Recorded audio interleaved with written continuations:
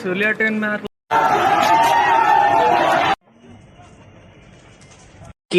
यानी कि अलीगढ़ जिले के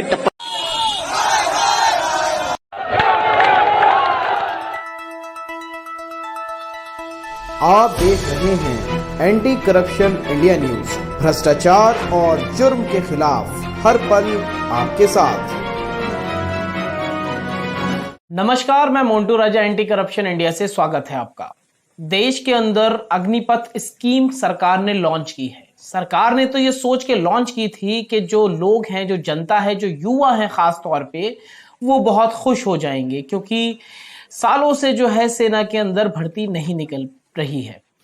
लेकिन इस स्कीम के लॉन्च होने के बाद जो दृश्य दिख रहे हैं देश के अंदर, वो अपने आप में कई सवाल खड़े करते हैं। जो आप मेरे पीछे विजुअल्स देख रहे हैं, वो देश के अलग अलग राज्यों की अलग अलग जगह से है, जहां पे इस स्कीम के विरोध में जो युवा है वो सड़कों पे उतर आया है।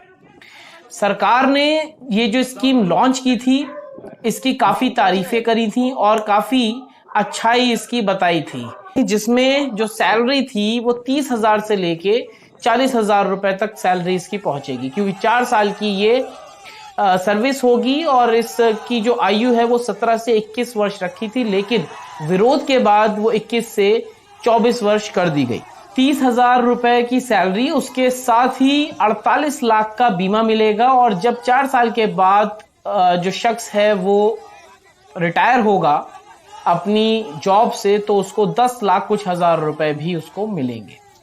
हाँ, रिटायरमेंट के बाद उसको पेंशन होती है, उसका लाभ नहीं मिलेगा। तो इसके साथ ही ये भी कहा गया है कि 25% लोगों को एब्जॉर्व किया जाएगा, लेकिन शर्त है कि उस समय सेना के अंदर भर्ती निकली हो। तो इस तरह की जो स्कीम्स हैं वो सरकार ने बता के ये अग्निपथ स्कीम लेके आए थे, लेकिन जो युवाओं का रोष दिख रहा है सड़कों के ऊपर, तमाम मीडिया जो है वो कह रही है कि जो युवा है वो प्रदर्शन कर रहे हैं।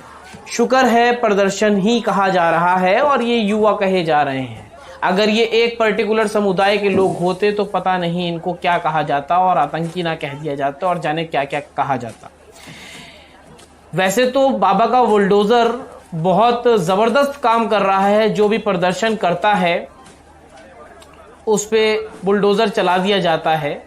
तो क्या इन लोगों पे भी अब बुलडोजर बाबा चला पाएंगे, या बाबा का बुलडोजर इस काबिल है कि इन पे भी चलाया जा सके? क्योंकि आगजनी यहाँ पे भी हो रही है, पत्थरबाजी यहाँ पे भी हो रही है, प्रोटेस्ट ये भी हो रहा है, लेकिन क्योंकि वो एक पर्टिकुलर समुदाय का प्रोटेस्ट था, इसलिए हर दूसरे दिन ही जो है वो बाबा का बुलडोजर न्याय कर देता है।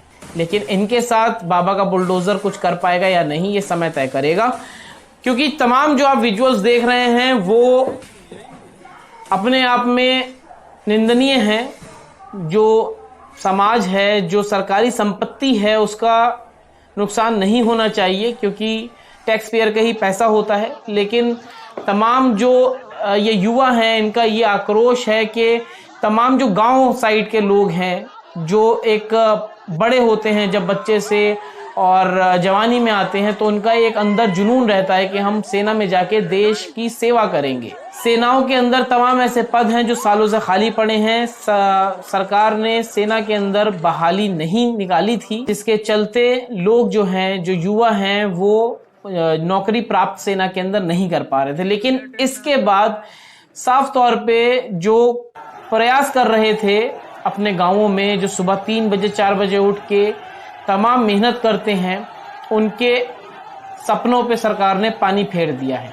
क्योंकि उनका साफ तौर पे ये कहना है कि ये जो 4 साल की नौकरी दी जा रही है, ये उनके साथ खिलवाड़ है। उनको पक्की नौकरी चाहिए सेना के अंदर, ताकि वो अपना जीवन जो है वो देश सेवा में दे सकें। और कहा यह भी जा रहा है कि इन लोगों का, जितने भी युवा जाते हैं, 4 साल के बाद इनका क्या होगा। अब सरकार की अगर माने, या फिर जो बड़े मीडिया हाउसेज हैं, उनका यह कहना है कि 4 साल के बाद तमाम ऐसी कंपनीज हैं जो इनको नौकरियां देंगी। नौकरियों का क्राइसिस तो देश के अंदर चल ही रहा है। अगर ऐसी नौकरियां मिल जाएं तो फिर तमाम जो युवा बेरोजगार घूम रहा है उसको रोजगार क्यों नहीं मिल रहा, ये अपने आप में सवाल है। बड़ी मीडिया जो है वो ये कह रही है, जो बड़े बड़े मीडिया हाउस हैं वो ये कह रहे हैं कि सरकार जो है इनको 4 साल के बाद तमाम मल्टीनेशनल कंपनीज हैं जो इनको एब्जॉर्व कर लेंगी, इनको नौकरियां देंगी। लेकिन क्या इनको नौकरियां मिल पाएंगी? क्योंकि नौकरियों का क्राइसिस तो देश के अंदर देखा ही जा रहा है पिछले कई सालों से। तो ये एक बड़ा सवाल है और कई लोगों का ये भी मानना है कि सुरक्षा की दृष्टि से अगर देखा जाए, क्योंकि 4 साल ये लोग पूरे ट्रेंड हो चुके होंगे कि कैसे हथियार चलाने हैं, कैसे और तमाम चीजें करनी हैं, तो 4 साल के बाद जब इनकी नौकरी खत्म होगी और इनको प्लेसमेंट नहीं मिल पाएगा या फिर इनकी मनचाही नौकरी इनसे छीन ली जाएगी, तो इसके परिणाम क्या होंगे? ये अपने आप में एक बड़ा सवाल है, क्योंकि ये सुरक्षा, देश की सुरक्षा को भी एक चुनौती कह सकते हैं, क्योंकि तमाम जो चीजें हैं सेना के अंदर की वो भी इन लोगों को पता चलेंगी। उसके बाद जब आम सिटीजन की तरह ये जिंदगी जिएंगे तो किस हद तक जो सुरक्षा है देश की वो रहेगी और कोई भी प्रश्न चिन्ह इस पे नहीं लगेगा, ये अपने आप में सवाल है। प्रदर्शन के बाद सरकार ने जो एज लिमिट है वो बढ़ा दी है।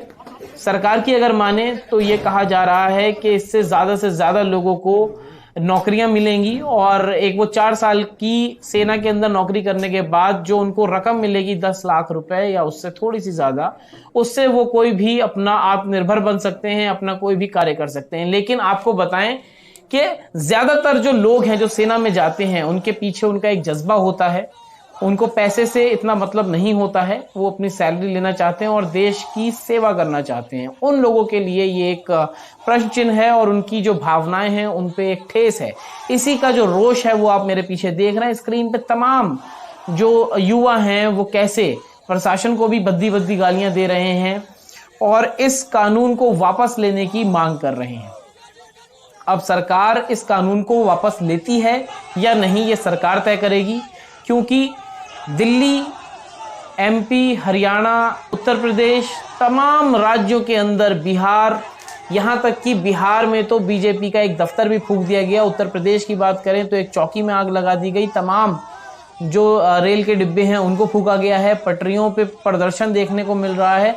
तमाम जो हालत है वो सामान्य नहीं लग रही है। अगर सरकार इस पे ध्यान नहीं देती है तो अपने आप में कई सवाल और कई जो सुरक्षा से संबंधित चीजें हैं उस पे सवाल और प्रश्न चिन्ह लगने शुरू हो जाएंगे।